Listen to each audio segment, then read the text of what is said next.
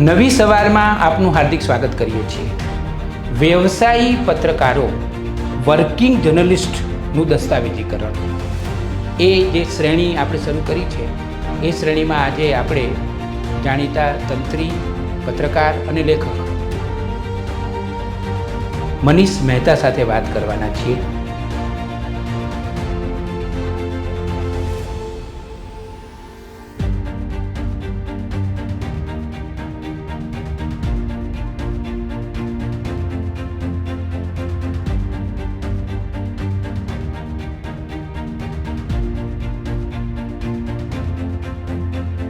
મનીષભાઈ, તમારું સ્વાગત કરીએ છીએ. ધન્યવાદ.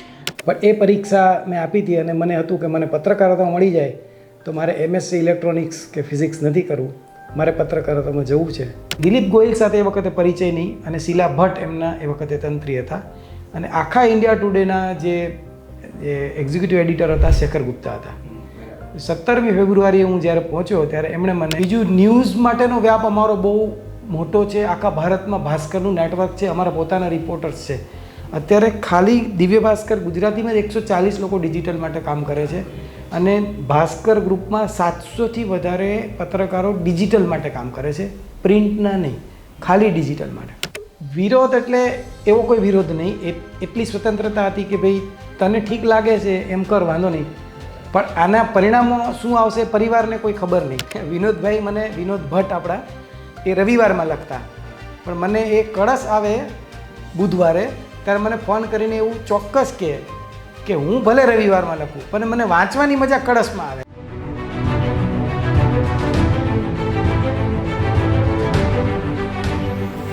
મનીષભાઈ અત્યારે દિવ્ય ભાસ્કર .comના તંત્રી છે. દિવ્ય ભાસ્કર જૂથ જે આખા ભારતમાં બહુ જ મોટું જૂથ છે, ગ્રુપ છે, એમાં તેઓ વર્ષોથી સંકળાયેલા છે. કુલ 32 વર્ષથી તેઓ પત્રકારત્વ કરી રહ્યા છે. તેમના પત્રકારત્વના મુકામો પણ એકદમ રળિયામણા છે. એમણે ગુજરાતી ઇન્ડિયા ટુડે, જેની એક જમાનામાં બોલબાલા હતી, તેનાથી શરૂઆત કરેલી. પછી થોડોક સમય નગેન્દ્ર વિજયની સાથે સિટી લાઈફ સામયિકમાં પણ એમણે કામ કર્યું.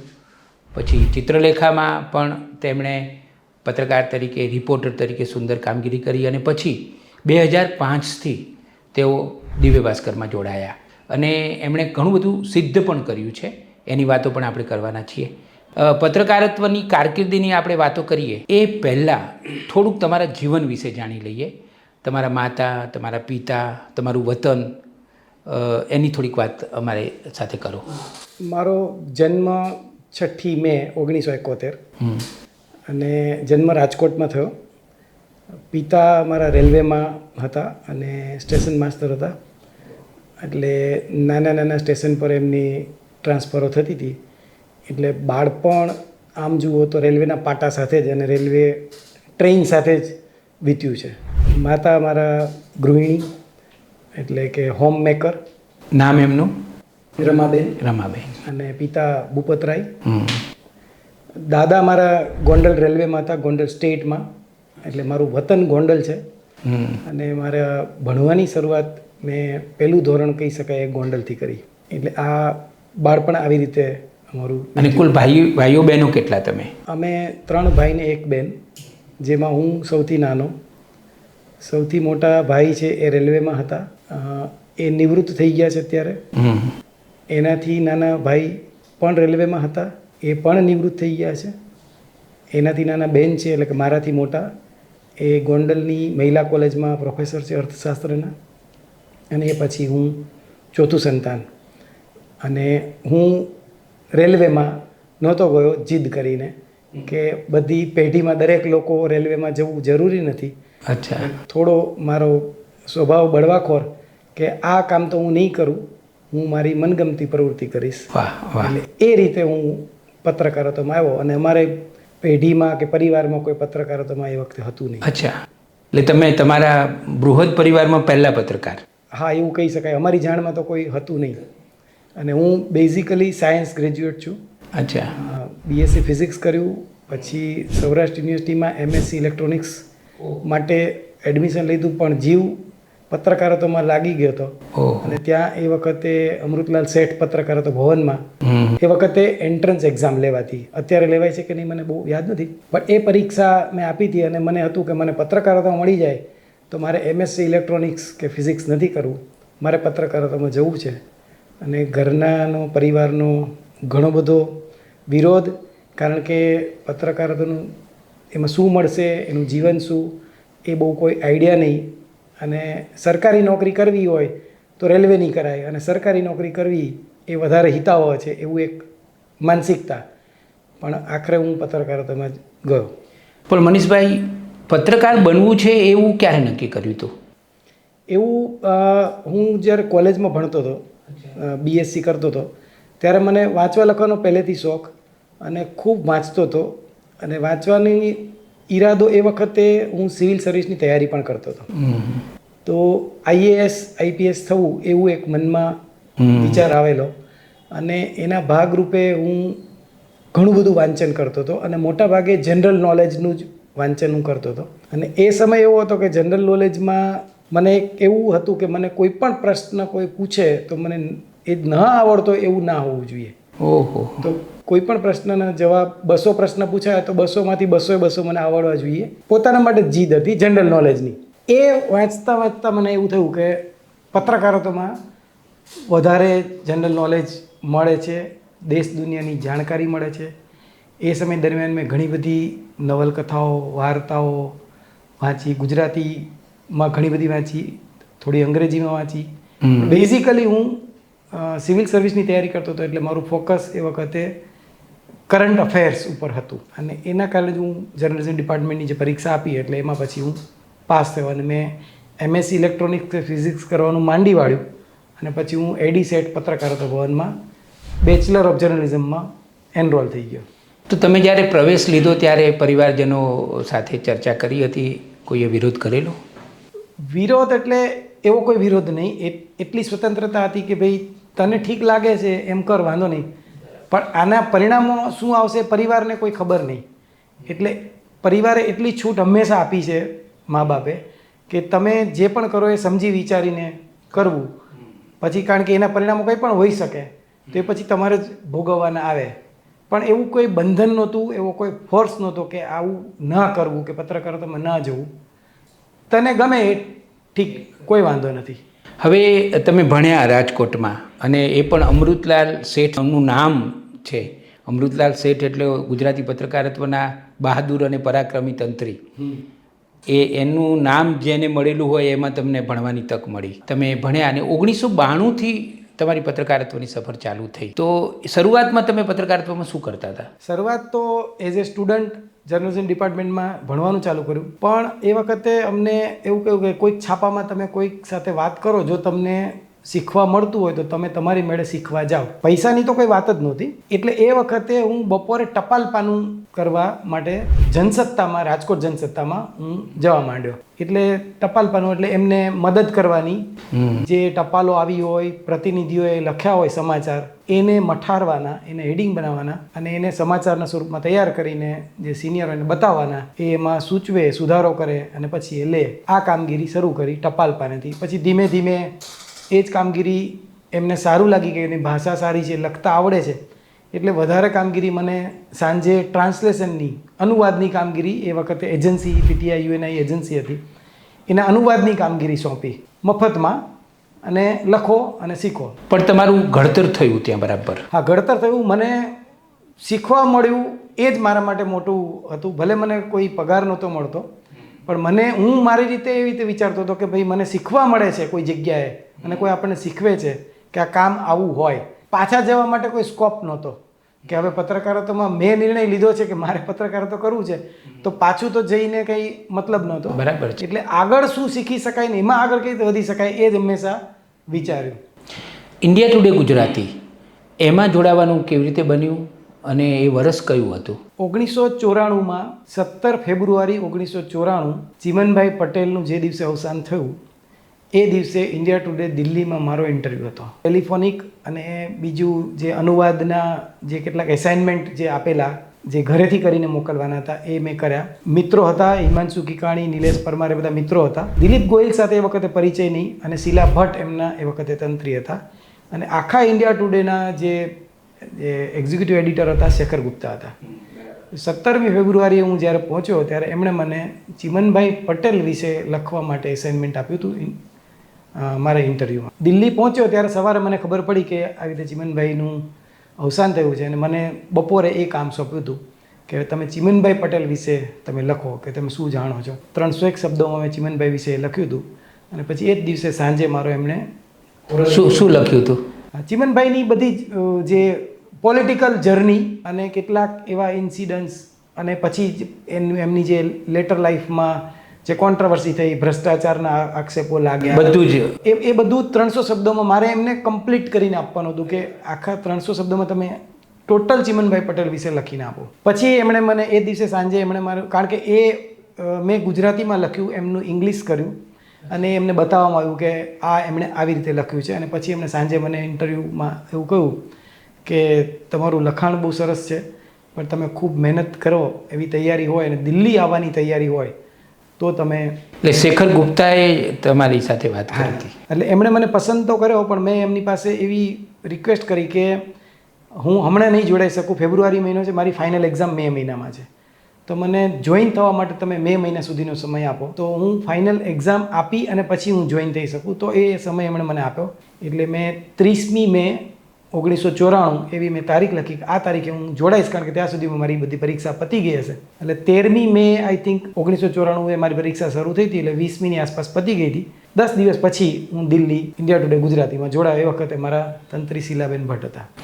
અને આખી ટીમ પણ દિલીપ ગોહિલ, નિલેશ રૂપાપરા, હિમાંશુ કિકાણી, એ બધા ટીમ, એ બધા નિલેશ પરમાર, એ બધા સાથે અમારું મતલબ એ બધા મારાથી આગળ હતા, હતા, અને એ બધા પાસેથી મારું ઇન્ડિયા ટુડેમાં ઘડતર થયું. અને એમાં શીલાબેન ખાસ કરીને, અને ઇન્ડિયા ટુડેનું જે જર્નલિઝમ છે એમાં હું સબ એડિટર તરીકે, એટલે અનુવાદની કામગીરી કરતો.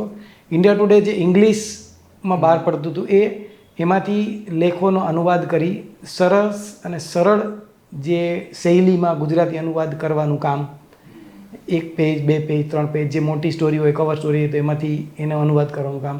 ત્યાં મુખ્ય કામ અનુવાદનું હતું, રિપોર્ટિંગનું નહોતું શરૂઆતમાં. બરાબર છે.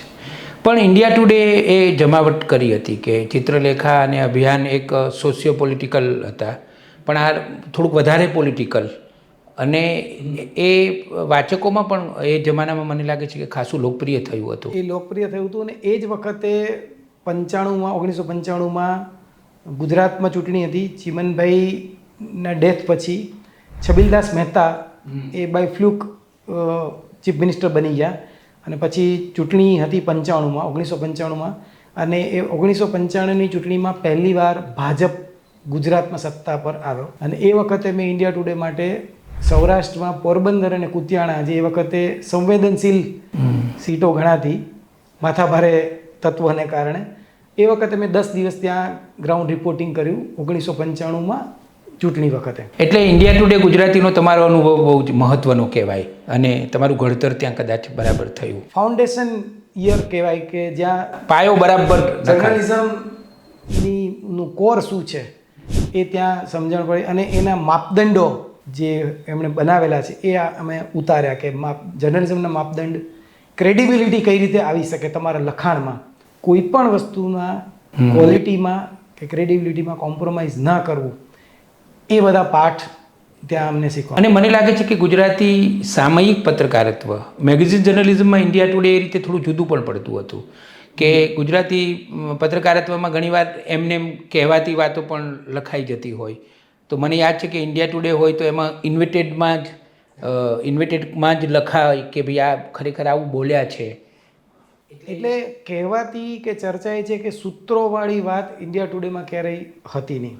કોઈ ક્રાઇમ હોય, એક એક્ઝામ્પલ આપું છું, તો ક્રાઇમની ઘટનામાં કોઈ સિનિયર પોલીસ ઓફિસરનું વર્ઝન મસ્ટ છે. અચ્છા. જો એ ક્રાઇમ સ્ટેટ લેવલનું છે તો એમાં ડીજી લેવલના અધિકારીનું, પોલીસ ઓફિસરનું વર્ઝન જરૂરી છે. અને જો એમાં પોલિટિકલ એંગલ હોય તો હોમ મિનિસ્ટરનું વર્ઝન કમ્પલસરી છે. તો કોઈ પણ સ્ટોરી, કોઈ પણ ન્યૂઝ જે તમે લખો છો એ ઓથેન્ટિસિટી વગર ન લખવા અને એમાં ટોટલ પ્રતિબંધ, એ બધી વસ્તુ જે કોઈ પણ પત્રકારતામાં ક્યાંયના પણ પત્રકારતાની બેઝિક વસ્તુ છે, પણ એને સતત વળગી રહેવું અને એમાં કોઈ બાંધછોડ ન કરવી, એ વાત ત્યાં વધારે શીખવા મળી. તો આવું ગુણવત્તાવાળું, નવી હવાવાળું, નવા મિજાજવાળું ગુજરાત ઇન્ડિયા ટુડે કેમ ના ચાલ્યું? એના ઘણા બધા કારણો છે. એક કારણ તો એ છે કે એ વધારે પોલિટિકલ હતું. બીજું, ગુજરાતી લોકોને એવી માહિતી ઓછી હતી અને એનું કારણ એ હતું કે ગુજરાતના જે 2 સામયિકો હતા, ચિત્રલેખા અને અભિયાન, એમણે ઇન્ફોર્મેશન અને એન્ટરટેનમેન્ટના સ્વરૂપમાં જર્નલિઝમનો એક ચીલો એમણે બનાવી દીધેલો. અને વાચકો એનાથી ટેવાઈ ગયા હતા. વાચકો એનાથી ટેવાઈ ગયા અને એમના કોમ્બિનેશનમાં નવલકથા પ્લસ હાસ્યલેખ અને એક આખું કોમ્બિનેશન, ગુજરાતી થાળીનું કોમ્બિનેશન આપણે કહીએ છીએ જર્નલિઝમમાં. બરાબર છે.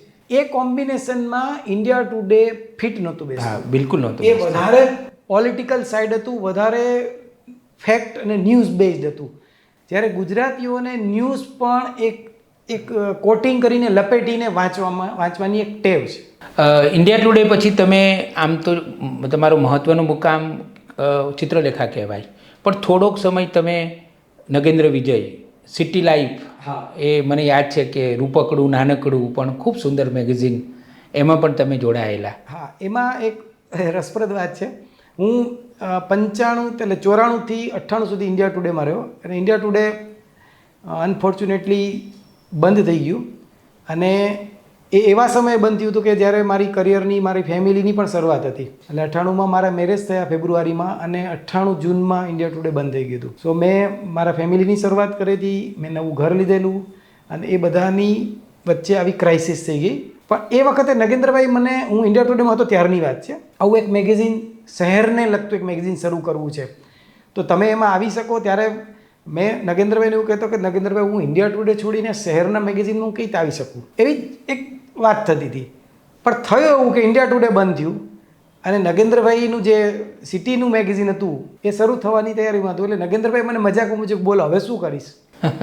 એટલે મારી પાસે એ વખતે કોઈ બીજો ઓપ્શન નહોતો. એટલે મેં એ વખતે નગેન્દ્રભાઈ સાથે, અને એ મેગેઝિન પણ બહુ ટૂંક સમયમાં જ બંધ થઈ ગયું, લગભગ 4-5 મહિના જ ચાલ્યું અને એમાં મેં નગેન્દ્રભાઈ સાથે શહેરની જે છે, એટલે આમ જુઓ તો તમે કહે કે શહેરને સમજવા માટેનું જે, એટલે મારા માટે એક નવું લર્નિંગ પણ હતું.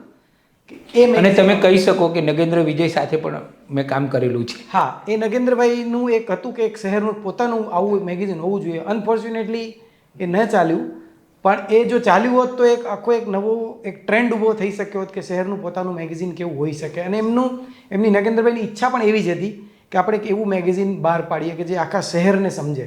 પણ ભલે બહુ ચાલ્યું નહીં, પણ એટલું ચોક્કસ કહેવાય કે એ એક આદર્શ, એક પ્રયત્ન, એમનો પ્રયાસ બહુ અદ્ભુત હતો અને બહુ સરસ રીતે. નગેન્દ્ર વિજય તો વિઝનવાળા માણસ, એટલે સ્વાભાવિક છે કે એ જે પણ કરે એ ખૂબ સરસ જ કરે.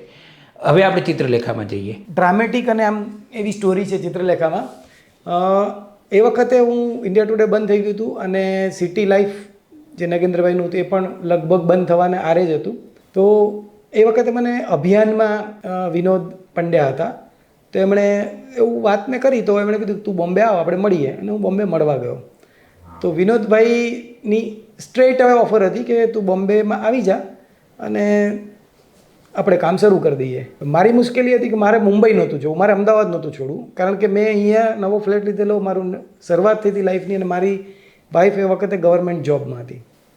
જો મારે અમદાવાદથી રીલોકેટ નહોતું થવું. એ પછી હું પાછો આવવાનો હતો, પણ એક મિત્ર અમારા ઇન્ડિયા ટુડેમાં એટલે બિઝનેસ ટુડેમાં હતા, એમણે મને એવું કહ્યું કે ભાઈ તું ચિત્રલેખામાં કેમ ટ્રાય નથી કરતો. પણ એ વખતે ચિત્રલેખામાં 3 લોકો અહીંયા હતા.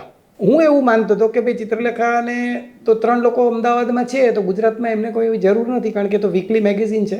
પણ એમણે વાત કરી કે ના તું એકવાર મળતો ખરા. અને હું મળવા ગયો ચિત્રલેખામાં. એ વખતે ભરત ગેલાણી હતા, વર્ષાબેન, ગુજરાતનું સંપર્ક વર્ષાબેન પાઠક અને ભરતભાઈ કાપડિયા હતા. હું એમને મળ્યો. એમણે, કારણ કે હું તો એમને જ મળવા ગયો હતો, એટલે મારા કોઈ આર્ટિકલ કે કોઈ કશું હું લઈને નહોતો ગયો, ખાલી મળવા જ ગયો હતો. એમણે કીધું તું આવ મળવા, ને ગયો. એમણે એવું કહ્યું કે અમે તારા ઇન્ડિયા ટુડેના આર્ટિકલને બધું જોયું છે અને એમને ગમ્યું છે અને આપણે પછી આમાં ચોક્કસ વાત કરીએ. અને એટલું વાત કહીને હું પાછો આવી ગયો. મીનવાઇલ શ્રેયાંશભાઈને પણ મળ્યો ગુજરાત સમાચાર. ઓહો. શ્રેયાંશભાઈએ પણ એવું મને કહ્યું, સ્મૃતિબેને પણ એવું કહ્યું કે તમે ભાવનગરમાં અમારે જરૂર છે, તમે ભાવનગર રેસિડેન્ટ એડિટર તરીકે સંભાળી લો. પણ પ્રશ્ન એ જ આવતો હતો કે મારે રિલોકેટ નહોતું થવું. એ પછી એમણે બરોડાની પણ ઓફર કરી મને કે બરોડામાં પણ અમારે જરૂર છે. છેવટે વચલા રસ્તા ભાગરૂપે એમણે પણ એમને એવી ઈચ્છા હતી કે હું કોઈ પણ રીતે જોડાવું, તો એમણે મને મહેસાણા એડિશન શરૂ કરીને 3-4 દિવસ મહેસાણા અને 3-4 દિવસ અમદાવાદ ઓફિસ આવવાનું એવું પણ એક વચલો રસ્તો કાઢ્યો, વિકલ્પ આપ્યો. હા, કે રહેવાનું અમદાવાદમાં, 3-4 દિવસ મહેસાણા. પણ મને સમાવે ફાવે એવું નહોતું. એટલે મેં એમને વાત કરી કે ના, એવું નહીં, મને અમદાવાદમાં જ રહેવું છે, મારે બહાર નથી જવું. પછી ચિત્રલેખામાંથી ફરી ફોન આવ્યો કે તમે મળવા આવો, ફરીથી તમે મુંબઈ આવી શકો. એટલે હું પાછો મળવા ગયો. આ લોકો 3 જણને ફરીથી મળ્યો અને પછી એમણે વાત કરી કે અમે આખું નવેસરથી વિચારી છે ને, તમે આવો, તમે જોડાઈ જાઓ. અને પછી હું એવી રીતે 1 ડિસેમ્બર 1998 હું ચિત્રલેખામાં જોડાયો. અને હું ને દિલીપભાઈ ગોહિલ એક જ દિવસે ચિત્રલેખામાં જોડાયા હતા. દિલીપભાઈ તો જો કે પછી લાંબો સમય ન રહ્યા. હા, એ 3-4 મહિના પછી. તમે કેટલું રહ્યા? હું ચિત્રલેખામાં 1 ડિસેમ્બર 1998થી 30 જૂન 2005 સુધી. એ ઘણું સારું કામ કર્યું. લગભગ 6.5 વર્ષ તમે ચિત્રલેખામાં કામ કર્યું. 6.5 વર્ષ ચિત્રલેખા. અને અમદાવાદ અને ગુજરાત. અમદાવાદ અને ગુજરાત જે મેં શરૂ કર્યું એક રિપોર્ટર તરીકે. હું ઇન્ડિયા ટુડેમાં 5-1 વર્ષ થઈ ગયા હતા, એટલે મારા ડબલ રોલમાં હતો. એકચ્યુઅલી ઇન્ડિયા ટુડેમાં હું સૌરાષ્ટ્ર કચ્છનું રિપોર્ટિંગ કરતો હતો અને એક સિનિયર સબ એડિટર અને સિનિયર રિપોર્ટરની ભૂમિકામાં હતો. પણ ચિત્રલેખામાં એમની પાસે જગ્યા નહોતી, એટલે અગેઇન મેં શરૂઆત કરી રિપોર્ટર તરીકે. અને એ વખતે અહીંયા ચિત્રલેખામાં રિપોર્ટરો બીજા હતા, સિનિયર પણ હતા, પણ મેં એવી રીતે શરૂઆત કરી ચિત્રલેખામાં. તો મહત્વનું તમે શું કામ કરતા ચિત્રલેખામાં? દાખલા તરીકે વિષયની વાત કરીએ તો રાજકારણ, સમાજ, બધું જ તમે કવર કરતા? બધું જ. એટલે ગુજરાતની જે મુખ્ય ઘટનાઓ હોય એનું રિપોર્ટિંગ. અચ્છા. એટલે બધું જ. એમાં 2002 અક્ષરધામ પણ છે, 2001 ભૂકંપ પણ છે. હું ભૂકંપમાં લગભગ 10 દિવસ ભુજ રહ્યો હતો. અહીંથી ભૂકંપ આવ્યો 26 જાન્યુઆરી 2001. તો હું બીજે દિવસે સવારે, એટલે એ દિવસની અમદાવાદની બધું સ્ટોરી ને બધું અમે મોકલી દીધું. એ વખતે ફોન બી બહુ નહોતા ચાલતા, ફેક્સ મારફત કોઈક રીતે અમે પહોંચાડી દીધા સમાચાર. અને પછી રાત્રે જ અમે લોકો 26મી રાત્રે જ ભુજ જવા નીકળ્યા હતા. પછી લગભગ 10 દિવસ સુધી અમે ભુજ રહીને કચ્છનું રિપોર્ટિંગ કર્યું. અને જ્યાં એપિસેન્ટર હતું, અચ્છા, ત્યાં પહોંચનારી પહેલો પત્રકાર હતો કે અહીંયાથી ત્યાં લાવા નીકળતો હતો. હા. અને લોડાઈ ગામ હતું અને બહુ જ ઇન્ટિરિયર હતું અને ગાડીને એવું તો જઈ શકે એવું, પણ લગભગ 3 કિલોમીટર અંદર ચાલીને ગયો અને ત્યાંથી મેં ફોટા ને એવું બધું લીધું. ત્યાં જે માલધારી જે હતા નેસ, એમની સાથે એમને હું લઈને ગયો હતો. એમણે કીધું કે અહીંયા ગઈકાલે સવારે અહીંયા આવા બધું લાવા નીકળતો હતો, પરપોટા નીકળતા હતા, અને એ જગ્યાએ હું ગયો હતો. અને ત્યાંથી મેં ગ્રાઉન્ડ રિપોર્ટ ફાઇલ કરેલો ચિત્રલેખા માટે. એટલે રિપોર્ટર તરીકે ચિત્રલેખામાં સ્વાભાવિક છે કે તમે ઘણા બધા વિષયોને કવર કર્યા હશે. મનીષભાઈ, મને એ કહો કે ઇન્ડિયા ટુડેમાં જે તમે કામ કર્યું તે અને ચિત્રલેખામાં એની સરખામણી કરો તો? સામ્યતાઓ કહે છે કે બંને જર્નલિઝમ કરતા હતા, પણ બંનેનું જર્નલિઝમ બહુ જુદું હતું. ઇન્ડિયા ટુડેમાં મેં તમને જેમ વાત કરી એમ મને કેટલાક ઓથેન્ટિક જે છે એ પાઠ બેન્ચમાર્ક મને શીખવા મળ્યા. એના કરતાં કદાચ ચિત્રલેખામાં તમે વધારે રિપોર્ટિંગ કર્યું, એટલે વધારે લોકો સુધી તમે ગયા. ચિત્રલેખામાં મને લોકભોગ્ય શૈલી, લોકભોગ્ય ભાષા અને લોકભોગ્ય વિષય પસંદગીનું મને કામ શીખવા મળ્યું કે લોકોને આ વાંચવું છે, લોકો આમાં. ત્યાં એ વખતે હરકિશનભાઈ હતા? હરકિશનભાઈનું અવસાન થયું એના ભરત ગેલાણી હશે. ટૂંક સમયમાં જ હું જોડાયો. પણ જો કે ચિત્રલેખાની તો એક જે પરિપાટી, ચુસ્ત પરિપાટી, કે ભાઈ આ રીતે જ એની ફ્રેમ હોય, એ ફ્રેમમાં હરકિશનભાઈ સ્કૂલ ઓફ જર્નલિઝમ જ કહી શકાય ને. એ જ રીતે ચિત્રલેખા ચાલતું આવે છે હજુ પણ એ જ રીતે ચિત્રલેખા મેગઝીન એ જ રીતે ચાલે છે. તો તમે સામયિક મેગેઝિનમાં ખાસું કામ કર્યું, પછી દિવ્ય ભાસ્કર, એ દૈનિક. તો આ સામયિકમાંથી દૈનિકમાં કેવી રીતે આવ્યા? એ પણ એક ઇન્ટરેસ્ટિંગ સ્ટોરી છે.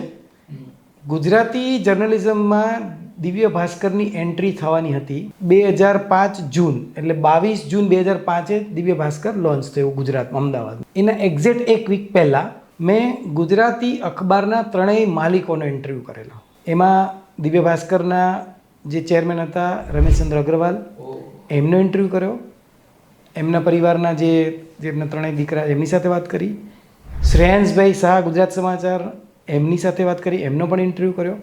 અને ફાલ્ગુનભાઈ પટેલ, સંદેશના ચેરમેન છે, એમના માલિક છે, એમનો પણ ઇન્ટરવ્યૂ કર્યો. ચિત્રલેખા માટે. બરાબર. એનું કારણ એ છે કે લોકોને નવું છાપું આવશે તો શું થશે એની ઉત્કંઠા હતી ને અને દિવ્ય ભાસ્કરે જે આખો માહોલ ઊભો કર્યો હતો, એટલે ગુજરાતમાં એક મોટી હવા ઊભી થઈ ગઈ. અખબારી જગતમાં બહુ વર્ષો પછી કોઈ બહુ મોટી હલચલ થવા જઈ રહી છે. બરાબર છે. અને એટલા માટે અમે એવું નક્કી કર્યું કે અમે ત્રણેય માલિકોના ઇન્ટરવ્યૂ કરીએ કે એ લોકો કઈ રીતે વિચારે છે, જુએ છે. બરાબર. એટલે હું આ ત્રણેય માલિકોના ઇન્ટરવ્યૂ કરવા એમને મળ્યો. શ્રેયાંશભાઈ સાથે લગભગ 1.5 કલાક વાતચીત કરી, ફાલ્ગુનભાઈ સાથે પણ વાતચીત કરી, અને એવી જ રીતે રમેશચંદ્ર અગ્રવાલ સાથે પણ મેં વાત કરી. અને મારા માટે સારી વાત એ છે કે ત્રણેયના ઇન્ટરવ્યૂ પછી, ઇન્ટરવ્યૂ પૂરો થયા પછી ત્રણેય માલિકોએ મને સીધી એવી ઓફર કરી કે તમે અમારી સાથે આવી જાઓ. ઓહો. એવું બન્યું. અચ્છા. પણ મારો એટલે તમે ત્રણેયમાંથી કોઈને અઘરો સવાલ નહીં પૂછ્યો હોય, એટલે સારા સવાલો પૂછ્યા હતા. ના, એટલે એમને સવાલ એ પૂછ્યો કે તમે શું કરવાના છો. હા, ના, એટલે તમારી જે એક પત્રકાર તરીકેની સજ્જતા છે એ એમણે બરાબર જોઈ લીધી હશે. હા, એમને જે લાગતું હશે એ એમણે લાગ્યું વાત કરી. પછી એવું થયું કે હું જ્યારે દિવ્ય ભાસ્કરના ચેરમેન હતા, જે ભાસ્કર ગ્રુપના, એમનો ઇન્ટરવ્યૂ કરીને નીચે ઉતર્યો ત્યારે મને એમણે એવું કહ્યું કે હિન્દીમાં કે મनीषजी आप हमसे क्यों नहीं जुड़ जाते, फिर बाद में कभी देखेंगे, बात करेंगे. પછી ભાસ્કરના બધા લોન્ચિંગમાં મને એઝ એ ગેસ્ટ એમણે ઇન્વાઇટ કર્યો. એટલે અમદાવાદમાં જ્યારે લોન્ચિંગ હતું ત્યારે પણ એઝ એ ગેસ્ટ મને ઇન્વાઇટ કરેલો. એ પછી બરોડા, સુરતમાં એમણે મને ગાડી મોકલીને એઝ એ ગેસ્ટ એવું કીધું, ખાલી તમે એઝ એ ગેસ્ટ ત્યાં હાજર રહો, તમે જાઓ ખાલી. અને હું એ બંને લોન્ચિંગમાં પણ ગયો હતો એઝ એ ગેસ્ટ. કાળક્રમે એવું થયું કે 2005માં દિવ્ય ભાસ્કર શરૂ થયું, એના 2 વર્ષ પછી હું ભાસ્કરમાં જોડાયો. અને 2 વર્ષ પછી જોડાવા માટેનું કારણ એ હતું કે એ વખતે અહીંયા એમના ગુજરાતના હતા શ્રવણ ગર્ગ, જે દેશના બહુ ખ્યાતનામ પત્રકાર અને તંત્રી છે. એ વખતે ગુજરાતના દિવ્ય ભાસ્કરના એ સ્ટેટ એડિટર હતા. એમનો મને ફોન આવ્યો. તો એમણે મને એવું કીધું કે અમારે એક સમસ્યા છે અને અમને એવું લાગે છે કે તમે એ સમસ્યાનો હલ કરી શકો એમ છો. અને અમે ઘણા બધા લોકો અમારી આ સમસ્યા માટે ઘણા બધા લોકોને પૂછ્યું તો તમારું નામ બધા આપે છે, તો મારે તમને મળવું છે. તો એના માટે થઈને અમે મળ્યા. અને એમણે એવું કીધું કે ગુજરાતમાં અમારો અખબાર જે છે એ તો બરાબર છે, પણ અમારી જે પૂર્તિઓ આવે છે એ બહુ નબળી આવે છે બીજા 2 છાપા કરતાં. એટલે અમારે આ પૂર્તિઓને મજબૂત બનાવી છે. અને લોકોએ તમારા વિશે એવું કહ્યું કે તમે આ કરી શકો એમ છો, તો તમે ભાસ્કર સાથે જોડાઈ શકો ખરા. આ એક અમારા માટે ચેલેન્જ ઊભી થઈ છે. અને અમને આમાં ગુજરાતી ભાષામાં અમને એટલી નથી સમજ પડતી જેટલી તમે આમાં કામ કર્યું છે ગુજરાતી ભાષામાં. પછી 1 મહિનો આ બધી ચર્ચા ચાલી. 1 જુલાઈ 2005 હું દિવ્ય ભાસ્કરમાં જોડાયો.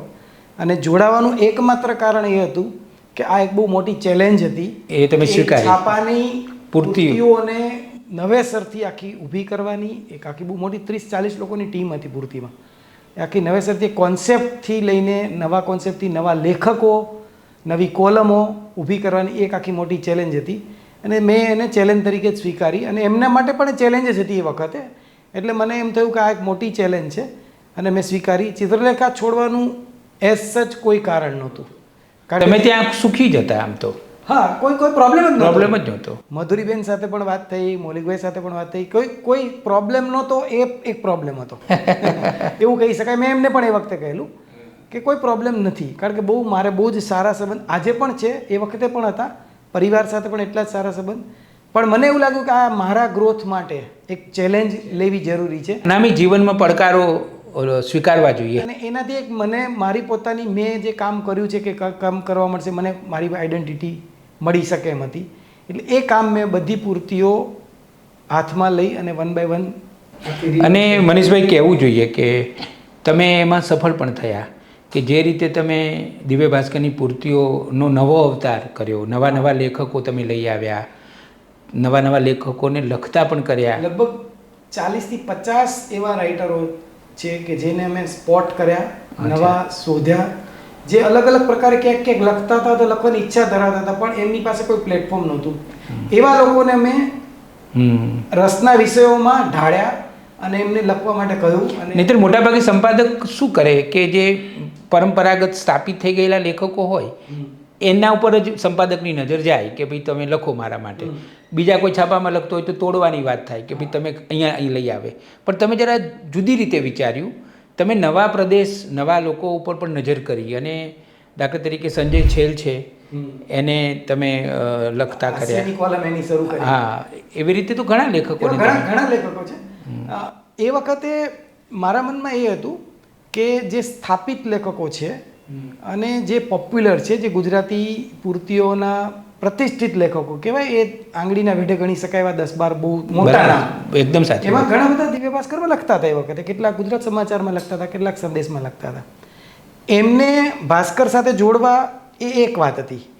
પણ 10 વર્ષ પછી શું, 15 વર્ષ પછી શું, કે એવા લેખકો ક્યાંથી આવશે? એટલે તમે બીજી હરોળ ઊભી કરવા માંડ્યા. તો એ એક મનમાં એક આખો પ્લાન હતો કે જૂના લેખકો સાથે એમનો અનુભવ, એમનું નામ, એમની પ્રતિષ્ઠા, એમનું લખાણ વાચકોને ગમે છે તો આપણે કન્ટિન્યુ કરીએ. એની સાથે દરેક પૂર્તિમાં અમે 5-10 નવા લેખકો ઉમેર્યા કે જે આગામી સમયમાં 10 વર્ષમાં 15 વર્ષમાં લખીને લખતા એ લોકો એમની પોતાની આઈડેન્ટિટી ઊભી કરે. અને એ આજે થયું છે. મને ખબર છે કે કળશ, એ કળશ પૂર્તિને તમે એવી જમાવેલી કે ઘણીવાર તો એવું લાગે કે રવિવારની પૂર્તિ કરતાં કળશની પૂર્તિ ચડી જાય છે. વિનોદભાઈ, મને વિનોદ ભટ્ટ આપણા, એ રવિવારમાં લખતા, પણ મને એ કળશ આવે બુધવારે ત્યારે મને ફોન કરીને એવું ચોક્કસ કે હું ભલે રવિવારમાં લખું પણ મને વાંચવાની મજા કળશમાં આવે છે. વાહ વાહ. એટલે એ પોતે લખતા હતા રવિવારની પૂર્તિમાં, પણ એ મને એવું ચોક્કસ, મને ફોન ઇનવેરિયેબલી એમનો ફોન આવે કે મને કળશ વાંચવાની બહુ મજા આવે છે. કેટલો સમય પૂર્તિઓ સંભાળી? લગભગ 10 વર્ષ, એટલે 2005 થી 2015 સુધી બધી જ પૂર્તિઓ. એટલે તમારા હાથ નીચે પછી હોય લોકો. થોડોક સમય તમે દરિયાપારથી જે દિવ્ય ભાસ્કરની આંતરરાષ્ટ્રીય આવૃત્તિ થાય છે, એને અમે નોર્થ અમેરિકન એડિશન કહેતા, એને પણ સંભાળી લગભગ 2-3 વર્ષ. એ પણ તમે હા, સંભાળી? એ પણ એ મારા જ પહેલામાં આવતું હતું, એ પણ હું કરતો હતો. જે અમેરિકા અને થોડો સમય અમે કેનેડાથી પણ શરૂ કરેલું, ટોરન્ટોથી એ કામ પણ કર્યું.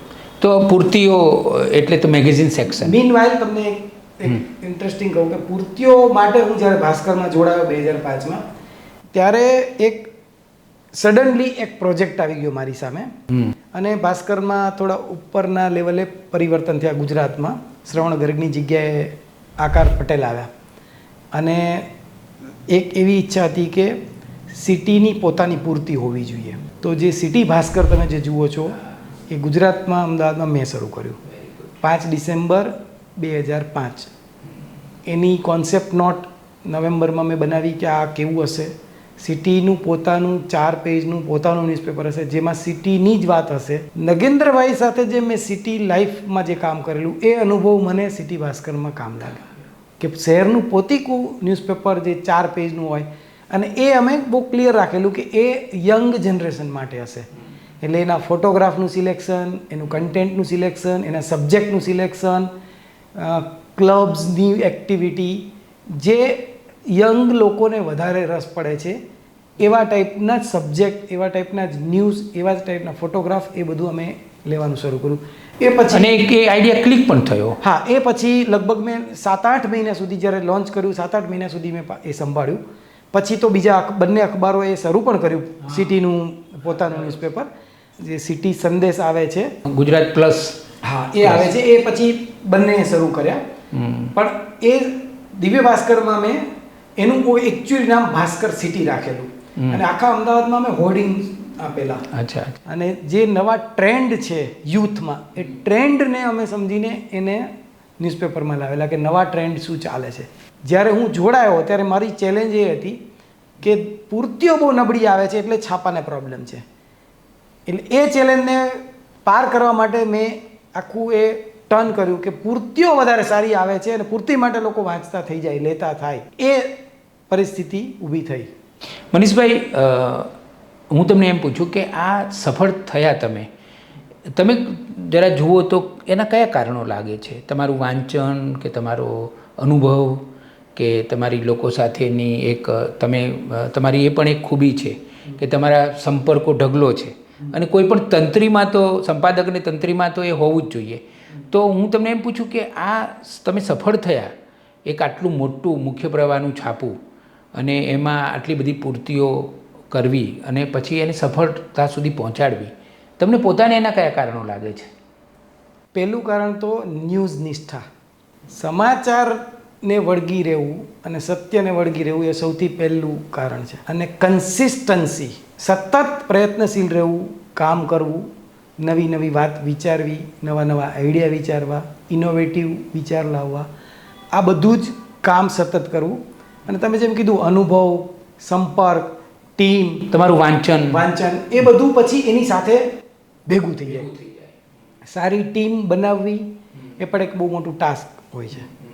મેં જ્યાં જેવી રીતે કામ કર્યું એ બધી જગ્યાએ મેં ભાસ્કરમાં મેં ટીમ બનાવી, મેગેઝિનમાં જે કામ કર્યું પૂર્તિઓમાં, અને એવી રીતે મેં ન્યૂઝપેપરમાં બી 3 વર્ષ કામ કર્યું. અચ્છા, તંત્રી તરીકે અમદાવાદના એડિટર તરીકે મેં કામ કર્યું. એ સમય દરમિયાન હું પોલિટિકલ એડિટર પણ હતો. 2012ની ચૂંટણીમાં ભાસ્કરની ચૂંટણી, ભાસ્કર તરફથી ચૂંટણીનું કવરેજ પોલિટિકલ એડિટર તરીકે મેં કર્યું 2012 અને 2014. એટલે એ અનુભવ પણ તમને મળ્યો? એ અનુભવ પણ ખરો.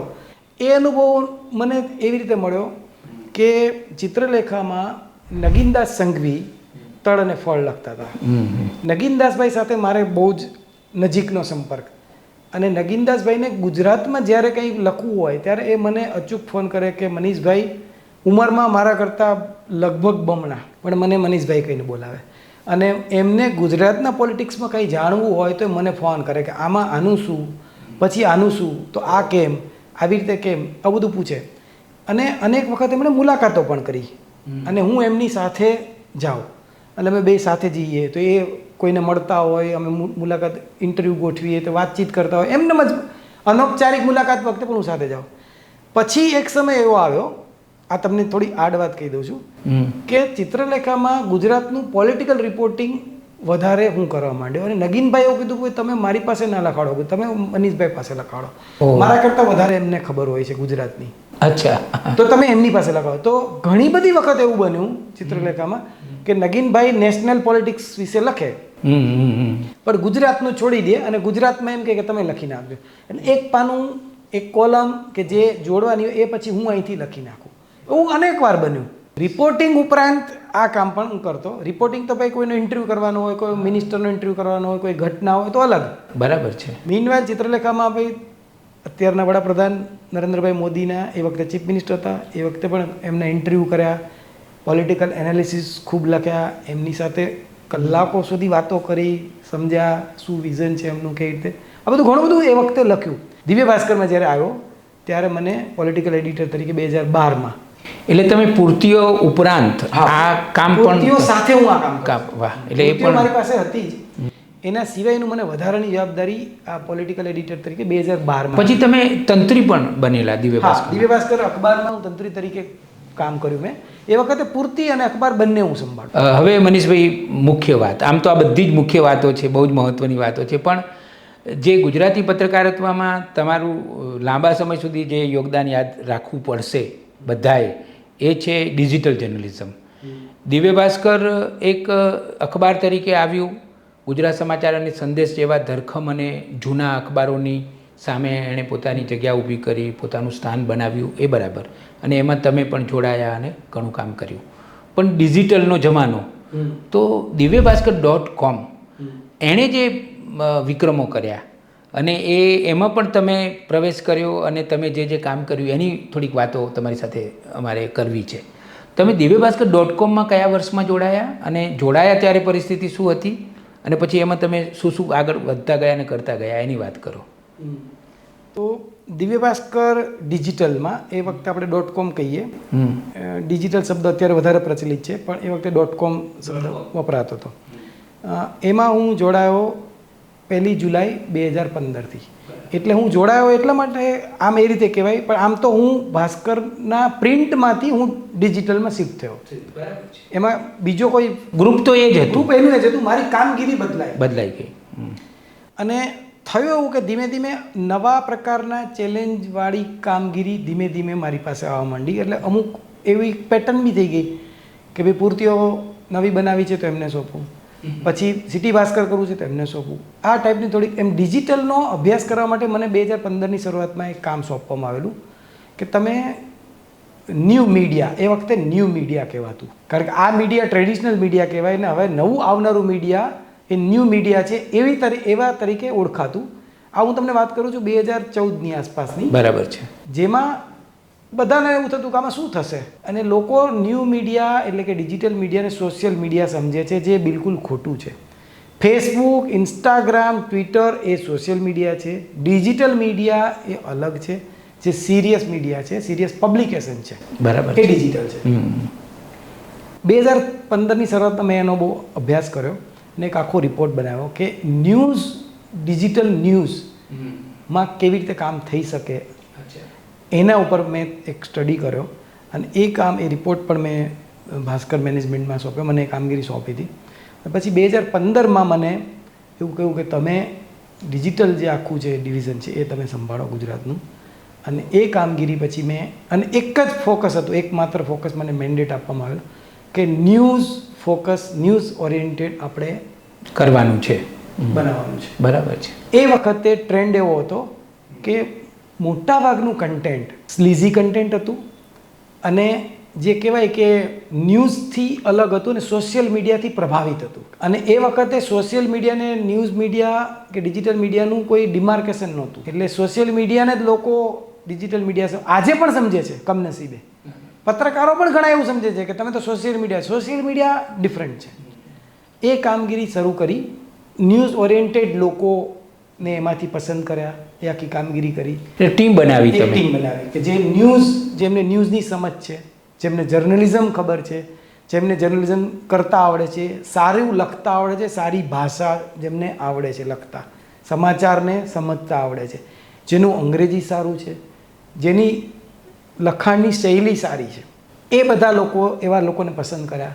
જે લોકો કમ્પ્લીટલી સોશિયલ મીડિયાને એ પ્રકારનું જે હવે ટ્રેશ કહેવાય છે, હવે એને કચરો છે, એવા પ્રકારનું લખતા હતા, એવા લોકોને ધીમે ધીમે ચાળ્યા. અને એ આખી એક બ્રાન્ડ, ન્યૂઝ બ્રાન્ડ, અને એને અમે .comમાંથી પછી ન્યૂઝ એપ્લિકેશન ઉપર કન્વર્ટ કરી.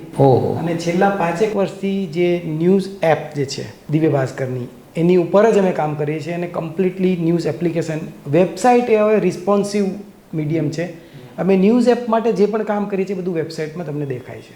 તો અત્યારે આખા વિશ્વમાં કેટલી divyabhaskar.comની કેટલી એપ્સ ડાઉનલોડ થયેલી છે?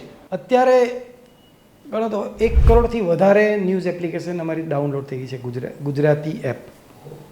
એટલે જો આપણે 6 કે 7 કરોડ ગુજરાતીઓ ગણીએ આખા વિશ્વમાં, તો દર 6 કે 7 વ્યક્તિએ એક વ્યક્તિ એવી છે જે divyabhaskar.comની એપ્સ એને ડાઉનલોડ કરેલી છે. એ ડાઉનલોડ કરી છે ને વાંચે પણ છે. મને લાગે છે કે કદાચ બીજા કોઈ ગુજરાતી અખબારની કે કોઈ અખબારની કોઈ ન્યૂઝ એપ્લિકેશન 1 કરોડથી વધારે. હા, આ 1 કરોડ તો વધારે, એનાથી વધારે છે. એક્ઝેક્ટ ફિગર તો તમને ન્યૂઝ એપ્લિકેશનમાં તમે જોઈ શકશો, ગૂગલ પ્લે સ્ટોર પર જઈને જોઈ શકશો. અને અમારી એપ્લિકેશન બંને પ્રકારની પ્લેટફોર્મ પર છે, એન્ડ્રોઈડ પર પણ છે અને iOS પર છે. એટલે તમે આઈફોન વાપરતા હોય તો અમારી એપ અલગ છે, iOSની એપ એના માટે પણ છે અને એન્ડ્રોઈડ માટે પણ છે.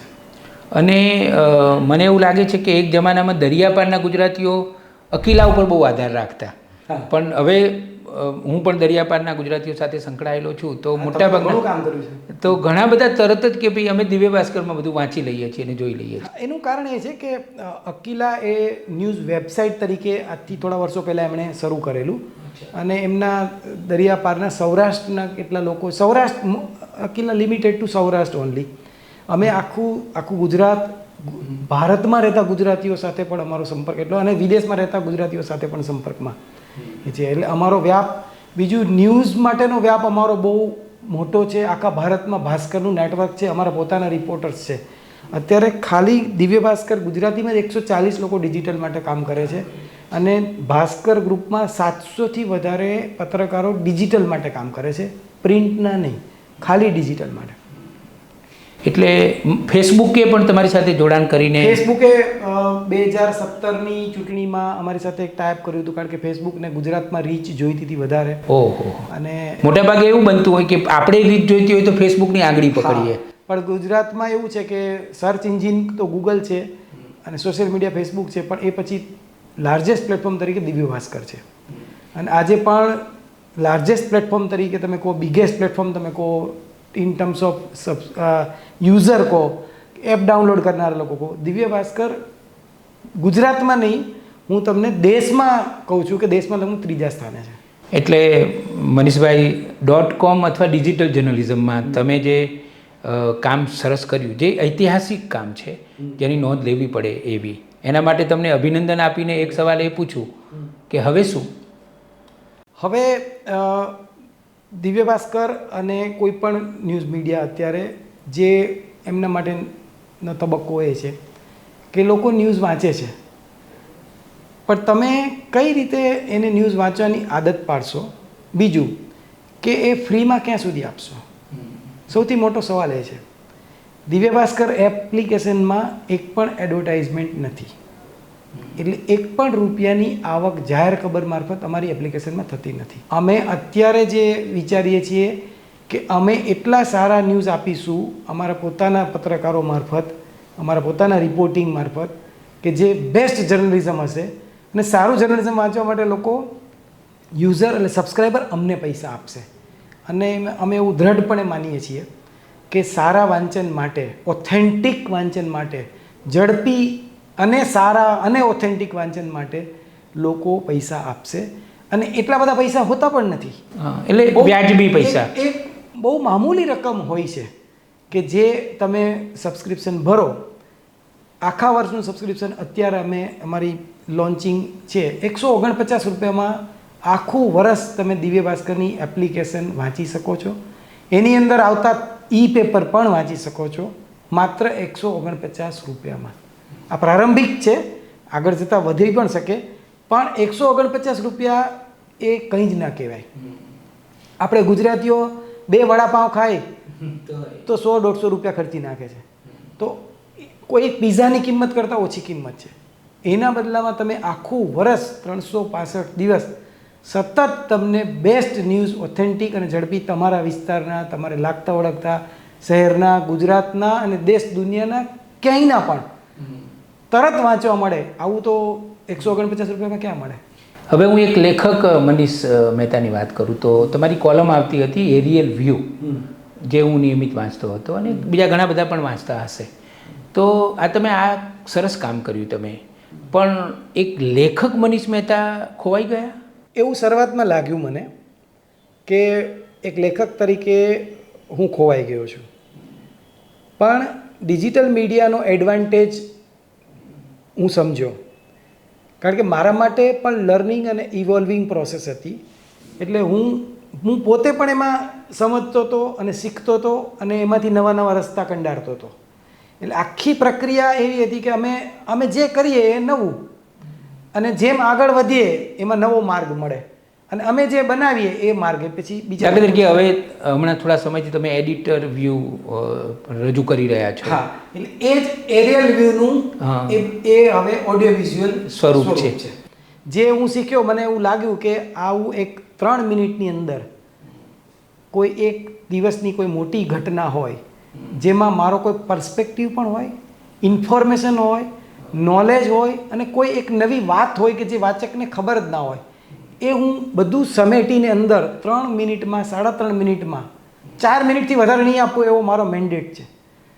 એમાં હું વાચકને જો રાત્રે આપી દઉં આખા દિવસની કોઈ મહત્ત્વની ઘટના કે એમને જે જાણવી છે એવી કોઈ વાત, તો એ એરિયલ વ્યૂનું એક બીજું સ્વરૂપ છે. પણ મનીષભાઈ, એવું ચોક્કસ તમને કહેવાનું મન થાય કે ભલે તમે આમાં અત્યારે ડૂબી ગયા છો કે ઓગળી ગયા છો અને સરસ કામ કરી રહ્યા છો, પણ ભવિષ્યમાં તમે જે મુખ્ય પ્રવાહમાં જે કામ કર્યું છે નોંધપાત્ર, એને લગતું પુસ્તક, સ્મરણકથા ચોક્કસ લખજો, કારણ કે એ નવી પેઢી માટે અને એના પછીની પણ પેઢી માટે કદાચ મહત્ત્વની પુરવાર થશે. કારણ કે તમને સાક્ષી બનવાની પણ તક મળી છે, તમને કામ કરવાની, તમે એના ભાગીદાર બનીને પણ આ બધું બહુ નજીકથી બધું જોયું છે. તો એ પણ જો એક પુસ્તક સ્વરૂપે ભવિષ્યમાં, અત્યારની વાત નથી કરતો, પણ ભવિષ્યમાં એક જો થઈ શકે તો ના, મારી પોતાની પણ ઈચ્છા છે એક પુસ્તકની.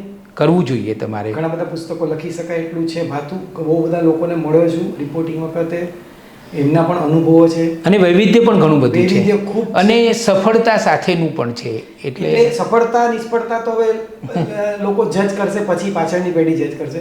પણ અત્યારે પણ એક પ્રોસેસ ચાલે છે કે ડિજિટલમાં એક એવી પેઢી તૈયાર કરી રહ્યા છીએ કે જે આવનારા સમયમાં 5-10 વર્ષમાં ગુજરાતી પત્રકારનું ડિજિટલ જર્નલિઝમ, જેમાં કોઈ ક્રેડિબિલિટીની, સત્યની બાંધછોડ નહીં હોય. વાહ વાહ, એવી એક પેઢી તૈયાર વાત કરી છે. આ બહુ જ મહત્વની વાત છે, કારણ કે એ બહુ આખા પત્રકારત્વનો પાયો છે કે તમે જો સત્ય સાથે બાંધછોડ કરવા માંડશો તો એ પત્રકારત્વ નહીં હોય. અને એ છોડ્યા વગર એક એવા લોકો તૈયાર, એક ટીમ બની રહી છે કે જે આગામી 5, 10, 15 વર્ષ સુધી એ લોકો કામ કરશે. મનીષભાઈ, 32 વર્ષનું તમારું પત્રકારત્વ, 1992 થી 2024માં આપણે વાત કરી રહ્યા છીએ. ક્યારે નિરાશા થઈ છે? ક્યારે એવું બન્યું છે? થાક અનુભવ્યો છે? થાક તો નથી લાગતો, કારણ કે મારું ગમતું કામ મેં પસંદ કર્યું છે. અને ગમતું કામ જ્યારે પસંદ કરો ત્યારે થાક તો ન જ લાગે. ઘણી બધી વખત થ્રિલ થાય છે હજુય એમ. એટલે એને હું મારા માટે બહુ સારી વાત સમજું છું કે મને આજે પણ સમાચારમાં થ્રિલ થાય છે. નિરાશા એ વાતે થાય છે કે એક બદલાવ લાવવાની જે આપણી ભૂમિકા છે એમાં એક પત્રકાર તરીકે આપણે બહુ પાછા પડીએ છીએ, હજુ નથી થતું. એટલે એ વાતે નિરાશા થાય છે કે સતત આપણે તંત્ર સામે કે રાજકારણીઓ સામે, એટલે આપણી ભૂમિકા પ્રજા તરફી છે. બરાબર. એટલે પ્રજા તરીકે, એટલે એક નાગરિક તરીકે એક નિરાશા થાય કે આપણે એક ગુજરાતને એક સતત એક ડેવલપ્ડ સ્ટેટ માનીએ તો ડેવલપ સ્ટેટમાં કેટલું બેઝિક વસ્તુ તો આપણે ફિક્સ કરી દેવી જોઈએ કે આ વિકસિત ગુજરાત તો આવું હોવું જોઈએ.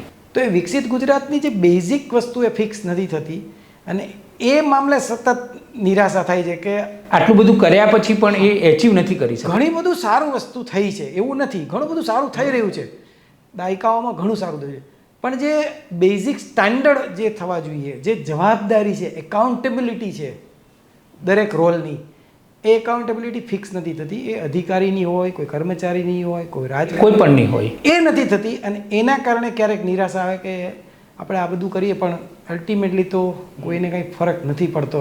એ વાતે નિરાશા ક્યારેક આવી જાય. છેલ્લો સવાલ તમારા પરિવારનો, કે કોઈ પણ પત્રકાર કે તંત્રી હોય એને સતત કામ કરવું પડતું હોય છે, અને ઘણીવાર મોડી રાત સુધી પણ કામ કરવું પડતું હોય છે. એનો જે કામનો પ્રકાર જ એવો છે કે ફેમિલી લાઈફને અસર થાય. તમે આજે આટલું સરસ કામ કરી શક્યા, એમાં તમારા જીવનસાથી અને તમારા પરિવારનું કેટલું પ્રદાન છે? એમનું બહુ જ મોટું પ્રદાન. પહેલાં તો એ છે કે એ આ કામગીરીને સમજી શકે છે, એ અન્ડરસ્ટેન્ડિંગ એમનું હોવું જરૂરી છે. અચ્છા. કે આ કામગીરી બહુ મોસ્ટ ડિમાન્ડિંગ, મોસ્ટ રિક્વાયર્ડ કામગીરી છે. ગમે ત્યારે અડધી રાત્રે જવું પડે, કામ કરવું પડે, એ એમનું અન્ડરસ્ટેન્ડિંગ છે. ને એમના માટે એમને જ થેન્ક યુ કહેવું પડે, કારણ કે મારે જવું પડે. રજાના દિવસે તો ગયા હોય એવા તો દાખલામાં તો કંઈ પ્રશ્ન જ નથી. ઓહો. દીકરીનો બર્થડે હોય અને હું ના જઈ શક્યો હોઉં, એ લોકો તૈયાર થઈને બધા બહાર પહોંચી ગયા હોય, હું ના જઈ શક્યો, એવા પણ દાખલા છે. ઘણા બધા પૂર્વ આયોજનો હોય કે આપણે જવાનું છે અને છેલ્લી ઘડીએ કેન્સલ થઈ જાય કે નહીં અવાય, એવા પણ ઘણા બધા દાખલા છે. તો પરિવારને એમાં તકલીફ તો પડતી જ હોય, દરેક માણસને તકલીફ પડે, પણ અલ્ટિમેટલી એ સમજે છે કે ભાઈ આ એમની જવાબદારી છે અને એમનો રોલ છે અને એમણે કરવું પડે છે. એટલે એમણે પણ ઘણા કોમ્પ્રોમાઇઝ, પોતાની મોજ મજા, પોતાનો સમય, એમની અનુકૂળતાના કોમ્પ્રોમાઇઝ પણ એમણે પણ ઘણા બધા કર્યા છે. એટલે એ માટે પરિવારને તો સૌથી મોટો એનો આભાર માનવો પડે, કારણ કે તો જ આ થઈ શકે. સાચી વાત. નહીંતર તો શક્ય જ નથી કે તમે આવું કામ કરો. અને ઘર અને ઓફિસની વચ્ચેનો સમયગાળો પણ તમે જુઓ તો ઓલમોસ્ટ અડધો સમય ઓફિસમાં હોય છે. એટલે લગભગ 10-12 કલાકનું કામ મિનિમમ રોજ આજે પણ હોય છે. એવું નથી કે શરૂઆતના સ્ટ્રગલ હતી, શીખવાના દિવસો હતા, એટલે 10-12 કલાક કામ કરવું પડતું. આજે પણ આપવા પડે છે. આજે પણ હું આપું જ છું. હા, બરાબર. ઘરે જઈને પણ આપું છું. ઘરે જઈને પણ એટલું એની ઉપર કામ ચાલતું હોય છે. ઘરેથી નીકળતા પહેલા પણ એટલું કામ હોય છે અને ઓફિસમાં પણ એટલું કામ હોય છે. એટલે એ કામ સતત, પણ એ પેશન છે. જર્નલિઝમનું પેશન છે, ન્યૂઝનું પેશન છે. જ્યારે આ ગાડીમાંથી ઉતરી જઈશું ત્યારની વાત અલગ છે, પણ જ્યાં સુધી છીએ, જ્યારે આપણી નજર સમક્ષ આપણે એનું કરવાનું છે, ત્યારે તો એમાં કોઈ કોમ્પ્રોમાઇઝ કસર ના છોડવી જોઈએ. જ્યાં હું 100% નહીં 200% મારું એમાં ઇન્વોલ્વમેન્ટ કરીને જ આપું છું. એમાં કોઈ બાંધછોડ નહીં કરવાની. અને મનીષભાઈ, કદાચ તો જ તમે આટલા સુંદર પરિણામો લાવી શક્યા છો કે આપવાનું છે તો 100% આપવાનું છે. હા, બિલકુલ. મારી પત્ની પ્રોફેસર છે ગુજરાત યુનિવર્સિટીમાં, અને મારી બંને દીકરીઓ, એક કેનેડા છે, એક બીજી અહીંયા ભણે છે. એ બંનેના બાળપણમાં બી ઘણા બધા કિસ્સાઓ બન્યા છે, અને એ લોકો બી એટલા સમજુ છે કે જે આ વસ્તુને સમજે છે કે આવું થઈ શકે ને આવું થાય છે. અને એ લોકો બી મારા પ્રોફેશનને રિસ્પેક્ટ કરે છે કે ભાઈ આ એના માટે જરૂરી છે, અને આ મારા જીવન જીવવા માટેનું એક ઈંધણ પણ છે. એટલે લાઈફમાં જો તમારો કોઈ મિનિંગ ના હોય, શેના માટે તમે આ કરો છો, તો કોઈ ગોલ વગરની લાઈફ છે. સાચી વાત. એવું તો છે નહીં. તો એક ગોલ એવો છે કે આને એક માઇલસ્ટોન સુધી પહોંચાડીશું. એટલે તમારા પરિવારનો પણ અમે આભાર માની લઈએ કે તમે આટલું બધું કામ કરી શક્યા. એમાં એમનો પણ સહયોગ રહ્યો છે. 100%, એમનો 200% છે. કારણ કે એમણે બધું સહન કરીને પણ તમને કામ કરવા. પછી પુસ્તક લખવાનું કામ કરીશ. એ ઘણું બધું છે ધ્યાનમાં, પણ અત્યારે લિસ્ટ આઉટ કરી રહ્યો છું. પણ જ્યારે આ સાયકલમાંથી આપણે ઉતરીશું, એક માઇલસ્ટોન એચીવ કર્યા પછી, કે માઇલસ્ટોન નક્કી કર્યો છે માઇન્ડમાં કે આ માઇલસ્ટોન સુધી પહોંચવું, અને પછી આ સાયકલમાંથી ઉતરીશું, અને પછી આપણી બીજી મનગમતી, આ પણ મનગમતી જ છે, પણ બીજી મનગમતી પ્રવૃત્તિ શરૂ કરીશું. જેમ કે વૃક્ષો વાવવા મને સૌથી વધારે ગમે છે. ઓહો, વાહ! વૃક્ષો મને બહુ જ ગમે, અતિશય મને ગમે છે. બહુ સરસ. એ પુસ્તક લખીશ. દરિયા પારના જર્નલિઝમ તમે વાત કરી, આપણે ઘણી બધી વખત ફોન પર વાત થઈ છે કે કોઈ રિસર્ચ થતું નથી, ડોક્યુમેન્ટેશન થવું જરૂરી છે. તો એવું કોઈ કામગીરી કરીશું. બહુ સરસ. મનીષભાઈ સાથે તો કેટલી બધી વાતો થઈ શકે, અને આ બધું એ સિદ્ધ કરી શક્યા છે. એનું કારણ એ છે કે એમનામાં એ સજ્જતા તો છે, પણ એટલી જ પાકી નિષ્ઠા, અને સતત 32 વર્ષ પછી પણ એ સતત આજે પણ કામ કરી રહ્યા છે. અને જે ટપાલ પાનાથી શરૂઆત થઈ હતી, એ ટપાલ પાનાથી છેક ડિજિટલ મીડિયા, અને એ પણ એવું ડિજિટલ મીડિયા કે આખા ભારતમાં તમારે એને નંબર આપવો પડે, એ ત્યાં સુધીની સફર તમે અમારી સાથે વહેંચી, એ માટે તમારો ખૂબ ખૂબ આભાર. અને અમે ભગવાનને પ્રાર્થના કરીશું કે હજી તો તમે ઘણા નાના છો, એટલે હજી ઘણા બધા વર્ષો બાકી છે. અને એક પ્રશ્નના ઉત્તરમાં જે તમે થોડીક વસવસો વ્યક્ત કર્યો, તો અમે ભગવાનને પ્રાર્થના કરીએ કે હવે પછીના સમયકાળમાં એવું કંઈક સરસ થાય કે એ વસવસો તમારો ભૂસાઈ જાય. તમે નવી સવારના સ્ટુડિયોમાં આવ્યા અને અમને આટલો સરસ ઇન્ટરવ્યૂ આપ્યો, એ માટે તમારો આભાર.